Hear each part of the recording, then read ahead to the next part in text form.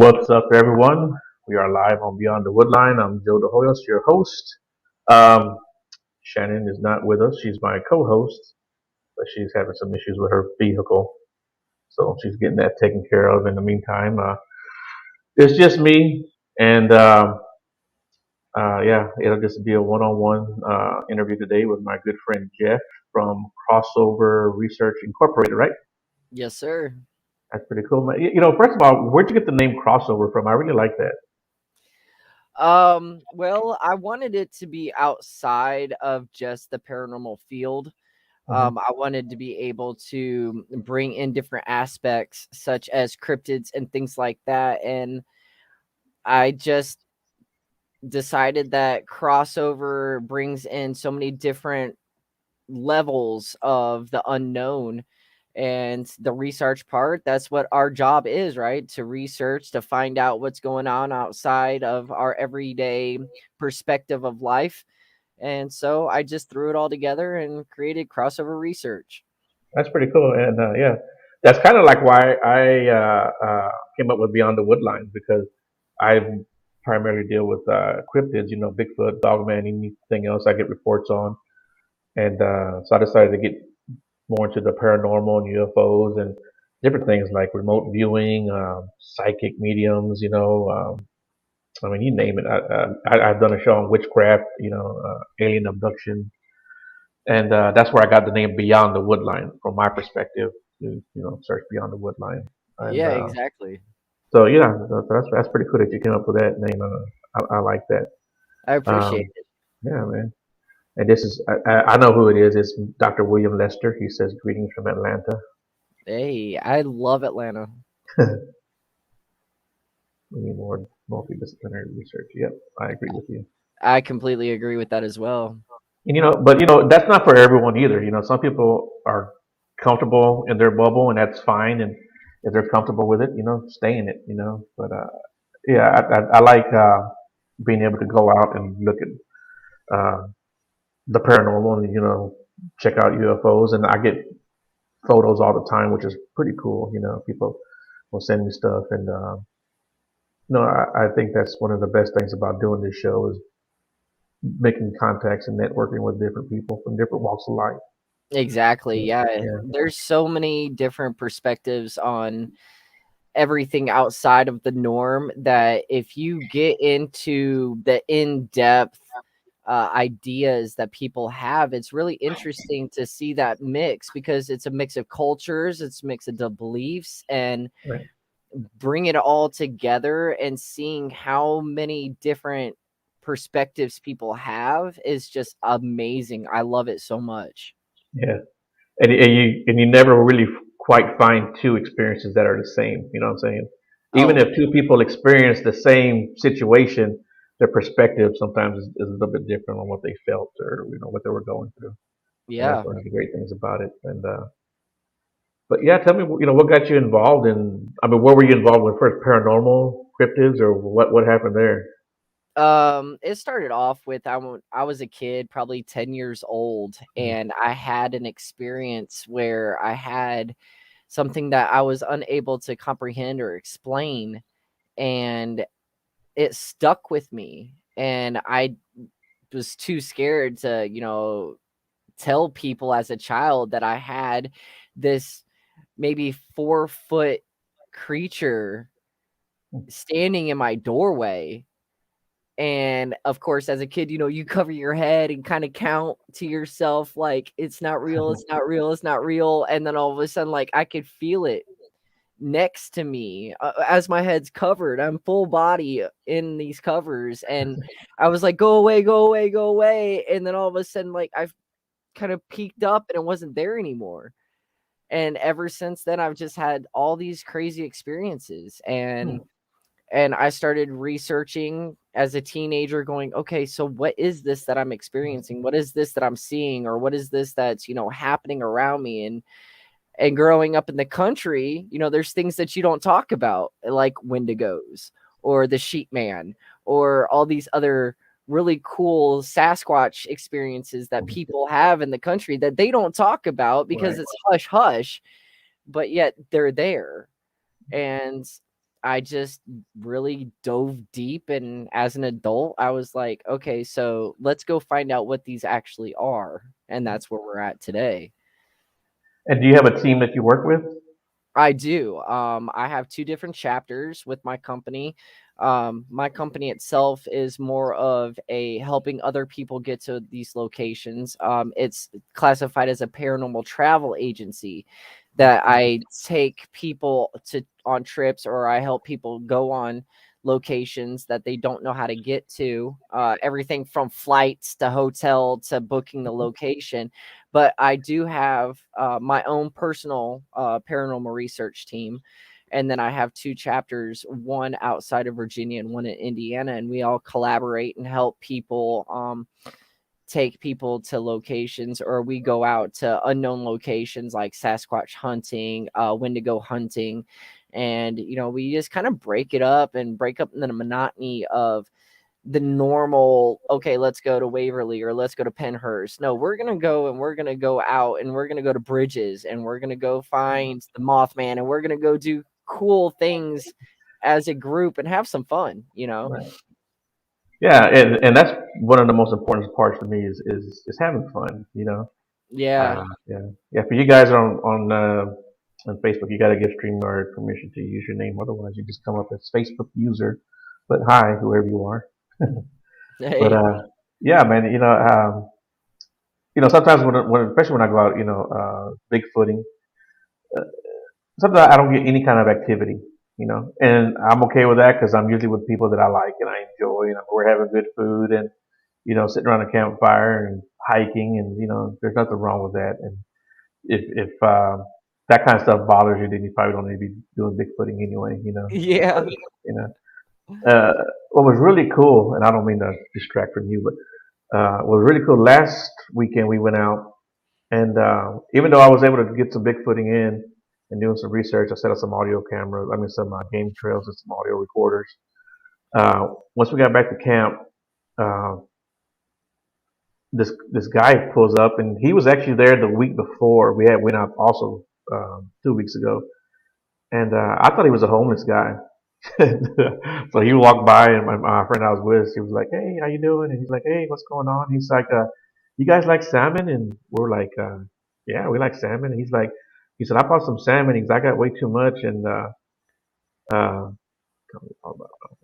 came 2 weeks ago. And so he made some salmon wraps, And not only did he make them, but he brought his little table over there, his stove, his burner. Some other guy came over and was like, "Hey, me and my wife, we're vegans. We got some vegetables. We like to cook some vegetables. We don't have a stove. We really don't want to make a fire just for that. Would you be able to let us use your stove and cook?" And he's like, "Yeah." So here we were. We're just sitting there with some strangers in the middle of the damn woods cooking, and we weren't like at a traditional campground. We were it's called a primitive campground. So it was pretty cool, man. We had a really good time, and um, that's what it's all about, and we had some pretty deep conversations about religion, about life, about relationships, and Yeah. we had a pretty good time, man. And that's the best thing about taking those type of trips out into the middle of nowhere with a group of people, is that you can Mhm. literally just sit back and chit chat and kind of have that out of the normal busy life experience, where you can just relax and sit around a fire and chit chat without cell phones, without internet, without social media, and just get back to actually having conversations with people. And that's what I also love about those type of trips, is being able to connect just human to human, you know, and Right. not worry about the outside world. I love it. Yeah, yeah, yeah, and that, like I said, it's just just being out in the woods and just having a good time, man. That was one of the best experiences. And a guy even knocked over his motorcycle. He pulled up there. His motorcycle fell over. He walked over to our camp. Was like, "Hey, can you guys help me out?" Some lady came, pulled up, and she's like, "Hey, my husband's truck broke down. He's out there hog hunting. What do you guys? You have some jumper cables?" And one of the guys had like a like a little jumper kit with the the portable kind. Yeah. yeah, I mean, he gave her that. So man, my little camp area turned out to be this little get together gathering. So it was pretty cool. That is cool. And it was totally unexpected. So it was a lot of fun. Um, do you have any places that you like to go out and investigate as far as like cryptids go or anything like that? Um, I grew up in Georgia. Hmm. So whenever we go back to, our hometown that my wife and I grew up in, we always love to go out into the Appalachian Mountains and just kind of take it all in and enjoy nature. And Bigfoot is very big in the Appalachian Mountains, as well as Wendigos and other unknown uh, spirits, such as Indian, and it goes all the way back to like Civil War and things like that. And just being able to be in that setting, it's huge. Honestly, it's very huge. And we have Bigfoot hunting, and we have had knocking back and hearing things that you're like, that's not human, and that's not like a bear or a cougar or anything like that. It's when you hear certain things, you're like, okay, okay, so we either need to get out of this area, or we need to go and find out what exactly made that noise. And we have rules. If you grew up in the mountains, like I did, there's rules that you have to go by. Like if you hear a whisper or a whistle or your name and it's not from anybody in your group, that you don't go searching for, because that brings you back to the Wendigo cryptid. And there's also rules that if you leave something out in your car at night, you don't go get it, because there's going to be experiences that you may not be able to come back from. And I mean, it's just interesting things that I love about growing up in the mountains of Georgia. So I love it. That's where we always go to kind of experience things that other people are going to look at you crazy about.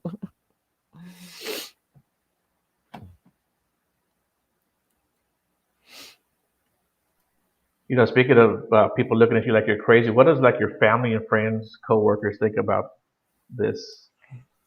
Oh, wow. Well, a lot of people are actually very intrigued when you try to tell somebody about, what you do for a living, or, what you enjoy doing in your pastime. A lot of people are going to look at you like, wait, you're what, a Ghostbuster? You're like it back in the movies, and you have to explain, no, this is something that I enjoy, that I can take other people and have fun with. And sometimes people love it. Some people say that they're going to pray for me, because I don't know what I'm getting myself into. And, it's one of those where, we always have to kind of explain to people, there are precautions that we do take. We do it safely. We do it in groups. It's not something that, we're going to go and get possessed by doing these things. It's a lot of fun, because then you also got those people that are also like, "Oh, let me tell you," and they get super excited when they find out that Right. you experience these things too. And it's actually really fun to see other people's reactions when you tell them that outside of your everyday work, that this is what I do. Right. And Yeah, and I think people are surprised how much time and effort we put into this kind of stuff. yeah, it's a lot of fun to be able to explain to people that I have all these things that some people find cliche. Right. Yeah. I think that was one of the coolest things because when I first started doing all this, I didn't really promote it or put it out there on Facebook or tell too many people. But I didn't keep it quiet either.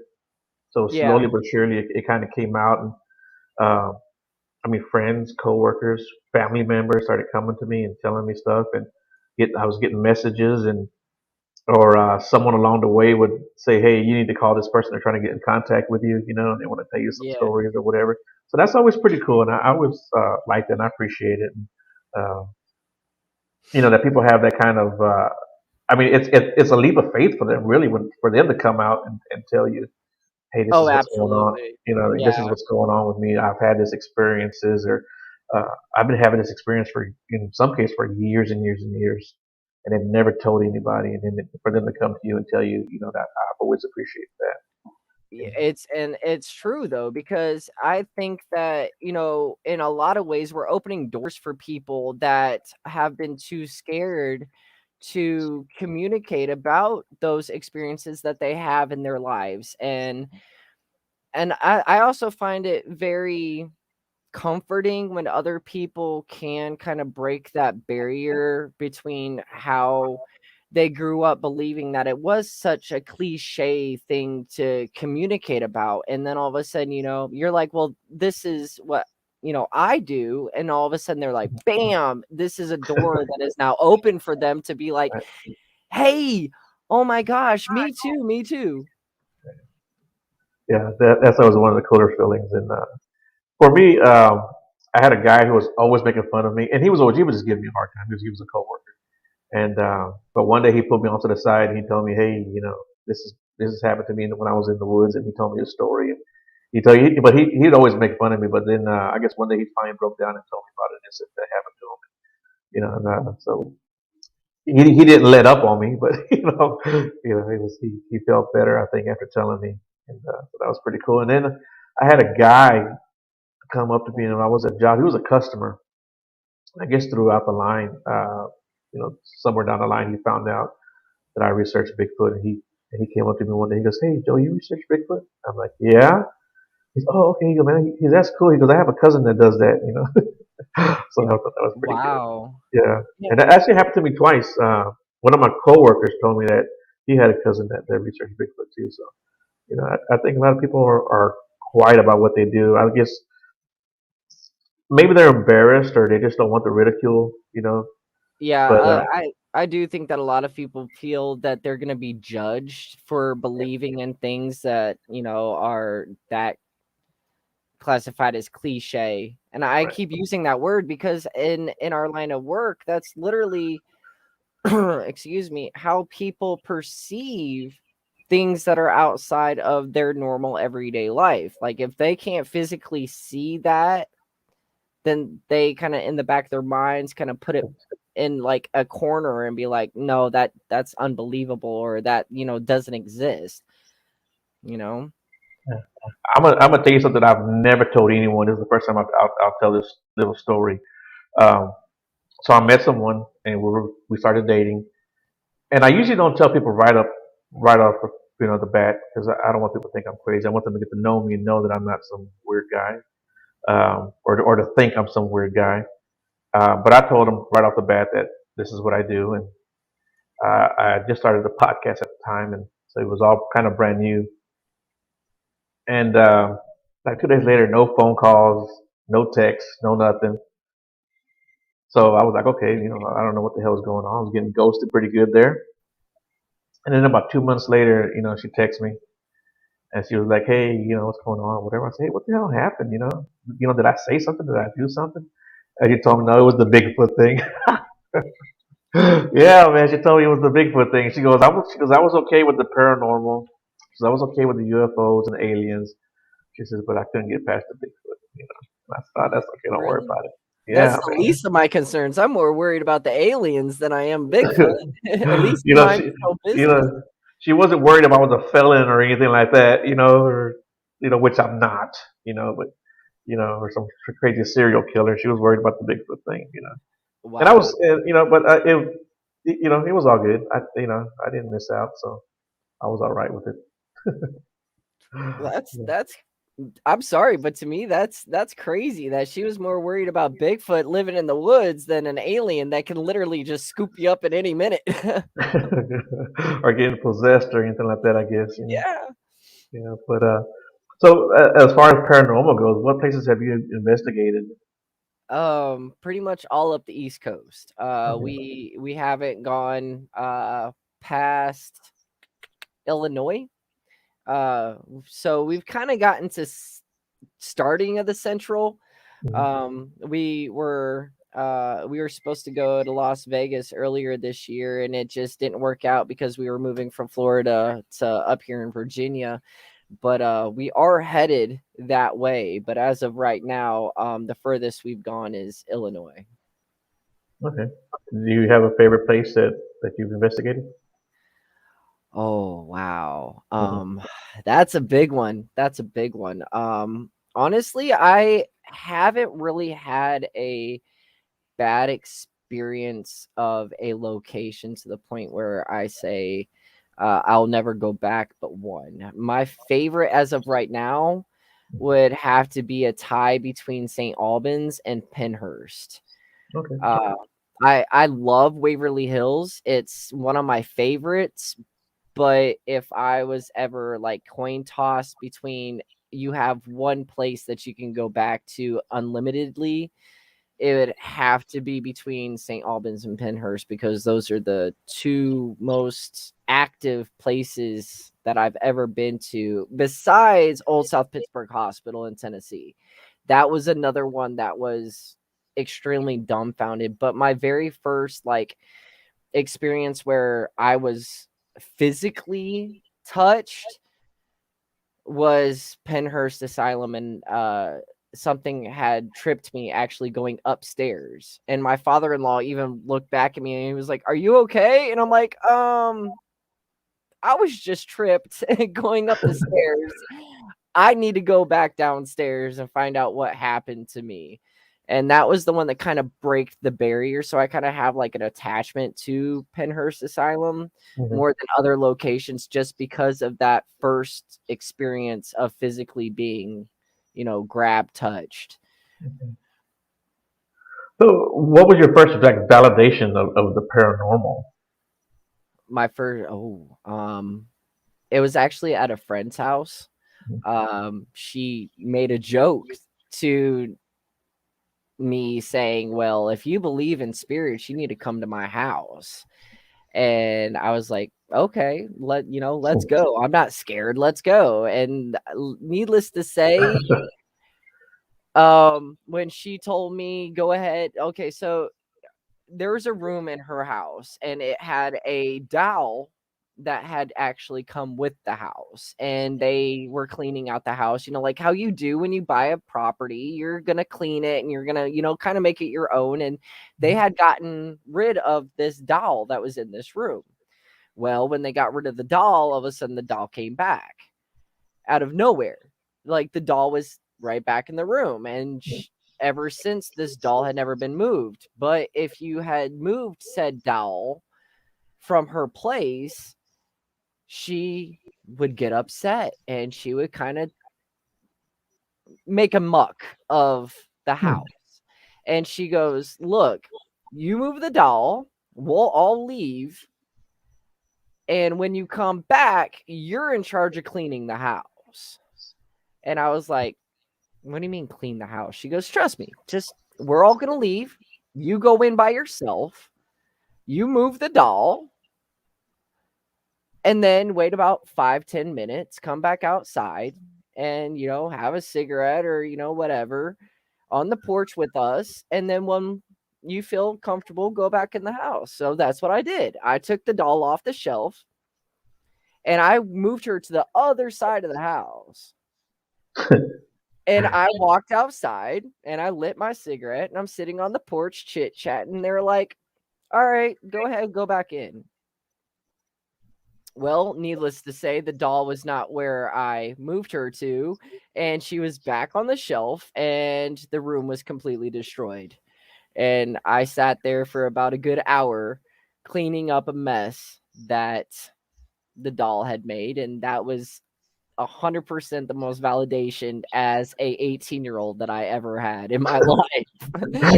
That And is hand to God, that's exactly what happened, and that was exactly the moment that I was like, I believe in possession of inanimate objects. right. Yeah. Yeah, that's actually a pretty crazy story. It's certain validation for me to hear that dolls do get possessed, which I think they do. Yeah. Oh You yeah. know, And Um, it doesn't have to be a doll. I mean, that's one yeah. of the biggest things that people hear about, like Annabelle or Mhm. Robert the doll. There's possessions that happen to those type of things, but it could be anything. Yeah. My wife's aunt had a cabinet that would Yeah. literally cry. It would leak, and it's a china cabinet. There's Mhm. glasses and plates in this china cabinet, and next thing you know, you've got water pouring out of this cabinet. It could be jewelry, it could be a laptop computer nowadays. You don't know. And that's another thing that just blows my mind, that if somebody's in love with it or attached to it, in life, Mhm. that's something that they can follow in their afterlife, because Yeah. that's something that was precious to them while they were living. Yeah. Do you think? And I've heard it. I can't remember how it was actually said, but they're saying that spirits haunt locations, but like demons attached to people or attached to objects. Do you think that's true, or do you think spirits can haunt wherever they want to haunt? Honestly, it could be anywhere that they want to. If they Yeah. found it to be something that was important to them in life, it could, it's going to be important to them in death as well. And I also feel that they attach to people. You hear about, excuse me, you hear about, people seeing or hearing or smelling their loved ones. Like Mhm. me, my father passed away years ago, and I still smell his cologne sometimes. He wore Stetson, and all of a sudden I'll smell Stetson. I'm like, I'm the only guy in the house. So it's me, Yeah. or Somebody got some explaining to do. yeah, like Yeah. who's wearing Stetson in my house? And it's a very distinct smell. You Right. know that Yeah. smell. Yeah. My dad And wore Stetson. yeah, and Yeah. it's one of those where, and you'll go to nursing homes and things like that, and you'll go to visit a loved one, or you'll go to a hospital, and you'll smell certain smells that you're like, why is this like, we all know that hospital and nursing home smell. It smells like sanitizer and Yeah. bleach, Right. and all of a sudden you'll smell something different. And you're like, where'd that come from? Right. There's things that are going to distinguish those spirits from everyday situations. And I just truly believe that they will go wherever they're needed or wanted, or they feel that they need to be at the time. Yeah. Yeah. And that's very true. I think. I remember when I was in high school, a friend of mine I had known since like first grade. He passed away. There was actually like a group of us that we all had known each other since like elementary, and he passed away. And like maybe like 2 3 weeks later, maybe even like a couple months later, we started talking about the night he passed away. And we had all went to the hospital that night. And we were always there. He was in the hospital for like 2 weeks when he passed away. And of course, at that time, you packed the hospital with guests, visitors. And so we were always in and out of that room. And that night he passed away, I remember the room, my bedroom was just smelling like clean soap, sanitized room. I didn't tell anybody about that, but like I said, later on we started talking. Like I said, it may have been a couple months after the fact. We started talking about that night, and somebody brought it up, and then I brought it up, and we all started talking about it. So we all brought it up because it was like shortly after we got that smell, or I got the smell. That's when someone called me and told me, "Hey, you passed away." So I think he came to visit everybody, Yeah. all of us. And the same thing goes for my dad. When he passed away, my brother and my nephew, they both said they smelled something sweet, and they couldn't put a finger on it until much later. It was they agreed that it was juicy fruit, and that's what he used to always chew, juicy fruit. Yeah. They were like, "Holy shit, that's what it was! It was juicy fruit." Yeah. But, And I also think that, they come to you in your dreams. yeah, And I know after my brother passed away, it was like a month or two later, I had a dream that he was meeting with all of us. It was like a whole family gathering, and we were all kind of gathered together, and he was there, and he was talking to each one of us individually at a table, kind of like telling his own version of goodbye. And that's something that is very validating for people to Mhm. know that it's okay to truly believe that your loved one will be with you and to come visit you in your dreams, or you'll have a thought in the back of your head, or you'll hear a song on the radio that you hadn't heard in years, and all of a sudden you're like, okay, okay, I got the message. All right, I know you're here, and that's Mhm. okay. Mhm. Believe in that. Yeah. Yeah, yeah. I think it's good to believe in signs, and I think you know, I think they give it to us in the ways that we'll understand, and it's Yeah, not it's just not haphazardly or just coincidence. I think they really do exist. it is. Yeah. Um, s- going back to the dog story about the dog going from one place to the other, you kind of reminded me of a story that my uncle told me. Um, so my dad was, he's a twin, him and my uncle, and one of my other uncles that passed away, which was actually their brother-in-law. He was married to their sister, but they were, you know, uh, they came from a neighborhood where everyone grew up together and everyone knew each other for years. So that was really their brother. That's the way they looked at it. Mhm. And so when they went to go and do the arrangements for my uncle, my dad asked the guy. He goes, "Hey, can I see the kind of suit that he's going to be in? Because we want to, because him and my uncle wanted to have matching suits or get as close as they could to it." So he actually brought him out like a little square corner of the suit, cut off a piece, and brought it to my dad. And said, "Yeah, this is the suit. This is what it looks like." Okay. So they went to the suit store to buy the suit, and they found one that matched pretty close to the suit. They actually gave the piece to the salesman. Hey, can you match up the suit? So uh, when my dad went to go try on his suit, he told my uncle, "Hey, don't forget to get that piece back from the guy." I said, "Okay." So he came out, he tried on the suit, and between him trying on the suit, my uncle trying on the suit, the store was getting ready to close, and so they were in a hurry to get out of there. They're driving home, and my uncle said they're ready on the freeway, and my dad said, "Hey, did you get that piece of the cloth back?" Because oh no, I forgot to ask the guy for it. My dad said, "Oh shit, I really wanted it. I just wanted to save it. So a couple of weeks, a couple months later, my dad calls my uncle, goes, "Hey, did you ever get that piece of cloth back?" He goes, "No, I told you I didn't get it back." He says, "Well, it's here at the house. It's in this." My dad had this little box with like all his keepsakes. So he said he opened it up and that piece of cloth was in there. Wow, Yeah, that's actually really cool. Yeah, yeah, it's a crazy story. Yeah, and my that's dad, my uncle goes, I was the one who gave it to the salesman, and I know your dad didn't get it from him.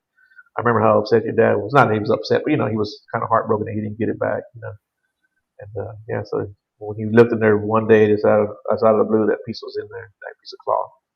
that's really cool. That's Yeah, actually really cool. and after my dad passed away, he passed away in 2012. But for a couple of years, he was around me. I don't know he was around because I felt him. And, I've told the story before, but I'll tell it again. I was living outside of San Antonio when I told you earlier. Um, I was upstairs and I yelled downstairs to my daughter, and there was a light switch right next to me, and I hear it flick on, and the light comes on, and I'm like, "What the hell is that?" I just had a feeling it was my dad. You know, so I stayed there for a couple of years. Came back to Houston. I was at my mom's house, and I was telling her about that exact same story. I was in the kitchen, and she was on the other side of the kitchen. We had like a little bar area. She was sitting, leaning on the bar. She was listening to me tell her the story. And when I told her about the light switch in the kitchen comes on. Just click. And we both looked at it. The light came on, and I was like, "Yep, see, that's dad right there." That's pretty Yeah, cool. my dad comes around all the time, and it kind of I don't bring it up as much as I would like to because I don't want to freak my mom out. But she's even made comments before when I'm talking about, how I had I was talking to my wife actually recently about when we first moved in here, and I was blessing the house and I was doing my thing. And I always make the comment, anything good can come in, everything bad must go out. And as soon as I said that, I smelt Stetson. And I was like, "Oh, my dad's here." And I guess my mom overheard me and she goes, "I knew I wasn't the only one that was smelling that." And I said, "See, I told you. I told you." And it just makes me giggle because every once in a while she'll make a comment and be like, okay, yeah, all right, you're starting to catch on after 10 years of me saying certain things. She's finally commenting back and getting more involved, and it just really intrigues me how over time even the ones that never believed are slowly starting to kind of come out of the shell with things that they start to supposedly not have noticed before. Right. Yeah. Right. Yeah. That's always funny when they supposedly don't notice anything, but you're like, I know you saw that. I know you heard it. I know you smelled it. Yeah, Yeah. exactly. You can't tell me that cigar smoke is throughout the house when Right. no one smokes in the house, you know? Right. Yeah. Yeah. And I've had that. I've smelled, cigarettes, and my dad used to smoke cigarettes, and I'm like, I don't smoke cigarettes, So Yeah. that's how I know he's around too. Sometimes I'll smell cigarettes. Yeah, and I've had a few weird dreams about him. And I've had three dreams about my dad, and none of the dreams he's ever talked to me. He's ever spoke to me, and that's But I think that was kind of our relationship. I mean, even though we talked and stuff, we were kind of like we could look at each other and know what the other one was thinking, or saying. So I think that was part of it. And then in the dream, I kind of knew the same thing. I kind of knew Yeah. what he was saying. So yeah, to me that was like validation that it was more than just a dream. Um, so like, what else have you done besides the Bigfooting and the paranormal? Do you get involved in UFOs or alien abductions or talked about any of that to anyone? Oh my gosh. Okay, so I really wish that my wife was available right now because she has the most amazing UFO story. And Florida, she worked night shift. And on her way to work one day, she saw something in the sky that is 100% unexplainable. And she took a picture and she actually sent it over to a huge YouTuber, which of course I can't say his name, but even he couldn't even explain it. And he wanted to do a podcast on it, and due to her work schedule, she was unable to do that. But the object that she took out of nowhere is something that you would assume to have seen in like Utah or Idaho in the plains area. And I guess there's actually a lot more UFO sightings in Florida within the past couple of years than ever before. And it's one of those where I'm really intrigued on wanting to know why Florida now. When before it was in the plains areas of flatlands like Utah and Nevada and those areas, and now all of a sudden there's been a lot more experiences in Florida. And I don't know if you know why or if you've heard of anything else like that, but this was just last year that she caught it on her way to work at nighttime. And it's really interesting to me, and I'll gladly send the picture to you Right. because it's literally the exact same type of image that you would have seen in those flatland and plains areas. And I love it. I think it's great. And I even told her, I said, "Babe, I have no idea." And I truly believe that they have been here and they've been here a very long time, and they're still kind of monitoring and viewing what our lives are as we progress in technology that I feel that they have given us access to. Yeah. Yeah, I think so too. I think a lot of the UFO crashes aren't by accident. I think they're intentional. They're just dropping off little gift bags for us or something. It's got to be something because I mean, you got to also look at the progression of our technology over the past, say, 20 years. As us growing up as kids, all of a sudden we went from Atari to 10 years later being able to have access to live action and things like that. Like, Right. how is it that our dumb human brains came up with such quick technology without some type of help? Because Right. you can't tell me that we started with a wheel to now having video games that literally look like it's just you and me having a conversation. It's not. I'm sorry, the human race is retarded. We can't do that. Yeah. Well, you look at the vehicles. You talk about that, about the invention of the wheel to the car, the vehicles right now. Uh, the technology just has just grown so much over the last 2 3 years. And I remember like in 2000, we thought we had the baddest vehicle around, as far as all the bells and whistles go. And that's Yeah. like now just like the basic addition now. Now we can parallel park with a button. Yeah. Yeah. I truly do believe that, we do have help, and it's the technology that we have broken down from, you know, other life that's allowed us to be able to do these things. And then you look at other aspects such as, the Mandela effect, Right. Right. or bringing in, like time travel and things like that.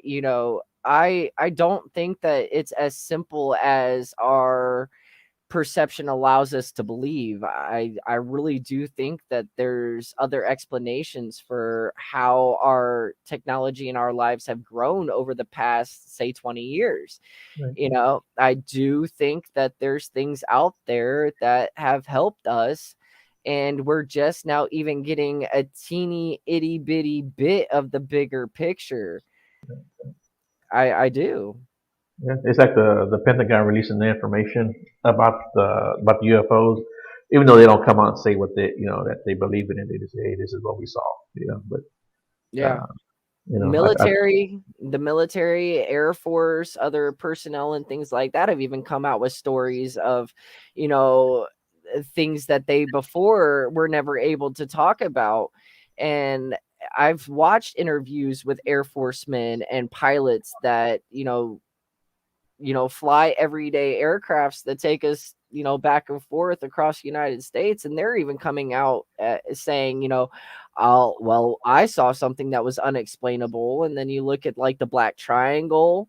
I don't Mhm. know if you know about the Black Triangle, but that in itself, like, how in the world is it something that a normal person can explain to somebody else, saying, there was a black object and now it's gone. Right. It just like that. Yeah, my daughter has a story that they were going to. I actually stayed in town, and my daughter and my kids and somebody else went to. I think they were going to Rainville, Texas, which is south of Texas, almost to the border, and from Houston. And she called me when they got to the hotel. She goes, "Dad, I saw a UFO." And I said, "What?" She goes, "I saw a UFO." It was dark. It was late at night, and I'm like, "Okay." I said, "Tell me about it." She's like, "Well, I was, sitting in the back seat," and she goes, "And I looked out the window and I saw these lights in the sky that were pretty close to the vehicle." She says, "And when I looked, I thought that her." She goes, "I thought my phone was on, and I was looking at the reflection." She goes, "I looked down at my lap, and my phone was upside down, face down." She says, "And when I looked back at the lights," she goes, "it shot back in the opposite direction." She goes, "But it shot back like it was skipping, like, you know." She goes, "But it took off like that." She snapped her finger. So yeah, that was a pretty cool story. She goes, "It looked like it was following she goes, "It looked like it was following us, and just facing the vehicle." And then she goes, "It just took off in the other direction." What else can do that? Yeah. And there's so many other people with the same validations. Yeah, At what point can someone sit back and go, "Oh, you're just telling stories," yeah, when over history, I mean, this goes back all the way to the 40s of the same repetitive stories over and over and over. Like, there's I believe it's Utah has the anonymity lights, I believe they're called, okay, where there's lookout points that people have actually over the years set up to be able to watch these lights, just and they do like color rhythm in like right, musical rhythms, Right. just randomly in the sky, and then all of a sudden it'll just gone. Mm-hmm. And it happens like 2-3 times a week. Like, Yeah. is that some type of Morse code that they're trying to communicate with us, and they've been trying to do this since like the 40s? Yeah. I'm really intrigued. I'm very intrigued with this type of stuff. Mm-hmm. There's a place here in Texas. It's called Marfa, Texas. I don't know if you ever heard of it. It had they have what's called the Marfa Lights. No, I Uh, haven't heard of that one. yeah, it's all over YouTube. You can Google it. Like I said, it's called Marfa. But it's like this little desert area, and they got these little orbs of light that just race around that desert, and people from all over the world have come here and seen it. Even like scientists from all over the world have come and tried to see it, but no one's ever been able to like capture one or really get up close to them. But they haul ass across the desert, and there's video of them all over the place. Like I said, YouTube is one of the best ones to go. I'm definitely gonna check that out because I I think that if it's some type of rhythm, it's got to be some type of code. But that's just in the back of my mind. Like, are Right, they trying to communicate in their own way? But then I also have the same fears and concept in the back of my mind that we're the type of, I hate to put it this way, but we're the type of scared to kill, right, and that's something that I'm also worried about is what if one day all of our assumptions are validated and we all finally know 100%, 110% that these entities or these unexplained anomalies do come to petition of validation. What are we going to do as a people when our government finally says, okay, these are UFOs, Area 51's real, and all of a sudden we start realizing that there's things out there that we have always disbelieved or not wanted to believe in, and they show up one day on your front door. right. We're going to be in fallout war with advanced technology, and we're all going to be like off.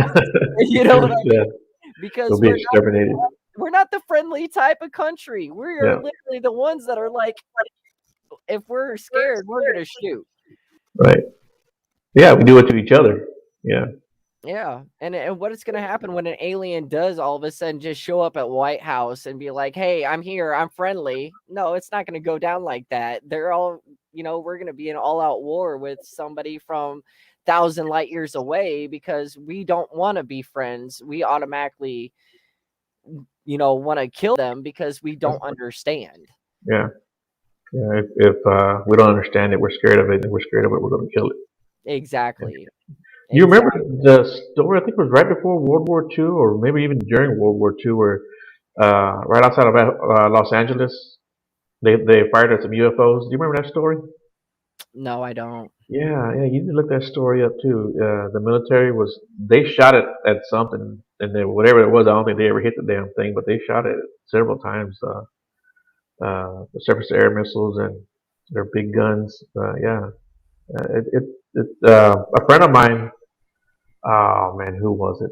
He told me that in the LA Times they still had the clipping, like inside their lobby or whatever you want to call it, from when they shot at it. Yeah, it's pretty cool. It's a pretty popular story. Not as popular as Roswell, but it's a pretty popular story. Yeah, and but at the same time, I hate that. I hate the fact that we're so out to shoot. Why? And that's something that if all of the validation does come true and they do come here to communicate with us, our military is going to capture or try to capture, and if that doesn't go well, we're automatically going to try to kill it without even trying to find out why they're here, and Right. let's be friends. Like, why Yeah. can't we just have open arms and just have a sit down conversation with something that we don't understand? Why do we automatically have to experiment on it or try to take control? Yeah. Yeah. Yeah. Peace isn't even on the table at that point. No, welcome to America. Right. Boom. Yeah, we are not friendly. Please don't come here. Yeah, that's pretty good. So do you think at all the government has ever um, found alien bodies? I'd hate to say no, but deep down, I want to say yes. Mm, Our government is so hush hush that they don't even want us to understand that we're all in debt. let alone, let alone that there's things out there that are unexplainable, but yet they could easily just break down and be like, "Yeah, we've done it. We've had it. mm, It's time to stop hiding the truth." And that's one thing that, I highly doubt our government will ever do. I mean, yeah, slowly but surely these files and, the hush hush projects that they've been having have come to, passing from other experienced military workers that are finally coming out of the woodwork saying, "Yeah, I saw things. Yes, these things are real." But at the same time, of course, our government's never going to 100% tell us anything that's going on because, first off, they don't want mass panic, right. which is something that us in America are going to do. Many people are going to be like, "Oh my God, we're all going to die because aliens are real." Yeah, go Um, buy all the toilet paper. you know what I mean? So, yeah, I do. I think the Roswell project in itself was probably something that was true, that, it has gotten stretched over the years. But I do. I think that there's a lot of cover-ups, just like, national land parks, national parks, and things like that that were set up by Theodore Roosevelt were to keep us from certain things that, were unexplainable that he had experiences of, like Bigfoot. Yeah, yeah. And what's a good way to keep them in an contained area outside of the public and give them their own little domain to be like, we won't cross your boundary, you don't cross our boundary, and if we do cross your boundary, well, that's on us. But here you go, here's your little piece of property and you stay here and we just won't talk about you. Have you ever looked into the missing 411? Yes, I am Yeah. huge on that. Do you Yeah. think it's solely cryptids? Do you think aliens or other entities or just other strange anomalies have anything to I do think with that? I think it's a Heinz 57. I mean, there's no real breakdown of what it actually was for every single Right. experience. Okay, take for example Yellowstone. Right. Okay, there has been so many people that have come up missing in Yellowstone alone Mhm. that I can't break it down to Bigfoot. I can't break it down to Wendigo. I can't break it down to, the goat man, a sheep man, or, whatever you want to call it. Even the Indians were like, this area, you don't go there. Yeah. And if an Indian back in the day would have told me don't go there, I'm gonna be like, okay, not a problem. And there are still areas that they say, hey, don't mess around with these areas.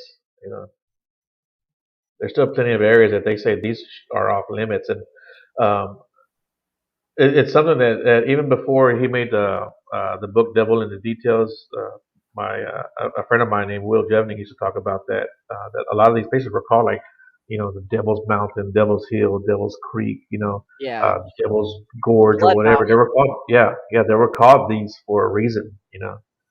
Stay the hell away from them. Yeah, they I weren't called tiptoeing through the tulips boulevard. Yeah.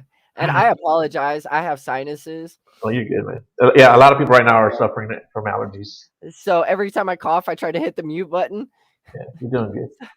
But I truly do think that there's specific areas that people are disappearing from for different reasons. And that's why one of the biggest ideas for especially my team, and I know other teams practice the same thing, is you always go in teams. You don't ever wander off on your own without at least someone knowing 100% where you're at all times, especially when you're going into wooded areas or places that we have not had experiences in, because you don't know what you're going to come across. And we follow those specific rules and guidelines for a reason, for not only our safety, but your safety. So if, say, when we do meet and greets and things like that, when I tell these new people that join us for these meet and greets, hey, please listen to what we're telling you, because either we have experience or we know people that have given us, their own experiences for us to use as those guidelines to please don't break. Because I don't want something happening to you and all of a sudden you disappear or you get hurt, and us not be able to, help you in that process, if that makes sense. Yeah, and not only that, but they can put others in danger. Yeah, Well, yeah, that too. And, and such as, missing 411, if you're watching those type of documentaries and you listen to these people's stories where they started off like 15 miles away from where they were found, uphill, like yeah. that. I believe it was was it a deaf child or a blind child, or there was a child that had a disability that 100% no way, form, or fashion would have been able to go. I think it was like 30 miles from Right. where his parents camped out at, and all Like of a over sudden, mountains, over a yeah, river, barbed like, wire fence. Yeah. and they literally found the poor child buck naked up Mm, on this mountain or whatever. How? mm, You can't tell me that that baby done stripped 30 miles up when he had a disability. And then there's other stories like that where, the child was playing in the front yard and all of a sudden he's found like 6 miles up the road in the middle of winter, mm. still alive.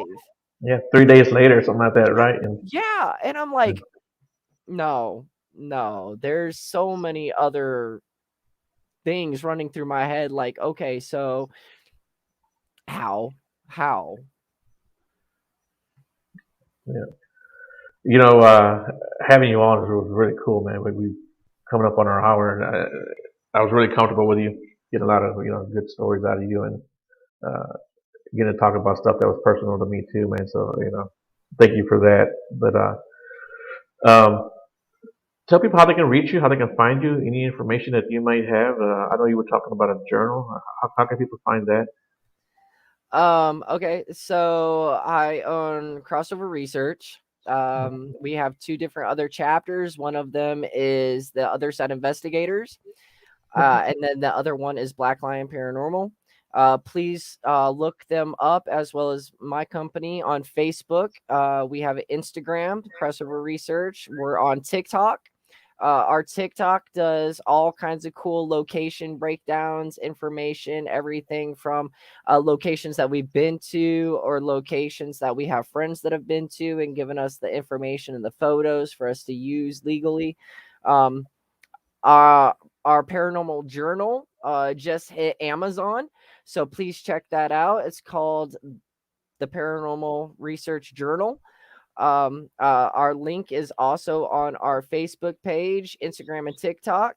It's a literal documentation on site journal that you can use when you go to different locations or go, cryptid hunting, Bigfoot hunting, those type of things. You can write down the location, time, date, and any experiences on the clock that you have, so that way when you go back for your research at home, you can dictate that time automatically, time stamped in that journal with your hot spots, awesome experiences that you had there. And also, over the years, if you go back to those locations, you can kind of mark, and compare your experiences at the locations over the time that you go there. I love it. It's a great concept that we came up with. And, hopefully it'll help other researchers be able to have that dictation right there on the spot, remarks for later on review. But yeah, it was an awesome experience. Thank you so much for having me on, and I can't wait to do it again in the future. And I hope all the blessings of the world as we come up on the holidays, that you and your families are blessed and stay safe. Yeah, thank you, man. I appreciate it. Like I said, man, talking it was really cool talking to you. Really easy talking to you, so I really appreciate that. I And appreciate it too. yeah, and yeah, I'm gonna look up that link and I'm gonna post it to my group. And there's also a couple other groups that are just starting out doing research, so I'll post that to the groups too for you, That's so they can awesome. use it. Yeah, man. I appreciate it. Yep. And everyone in the chat, thanks a lot for saying hi and some of your stories. We did read them, so I do appreciate that. Thanks for your participation, and we will see you guys. I think I have a show Monday. If not Monday, then Thursday for sure. I got a lot of shows coming up in October. But 'Tis the yeah, season. yeah, man. But yeah, thanks a lot, guys, and we will see you later. Bye. Bye, y'all.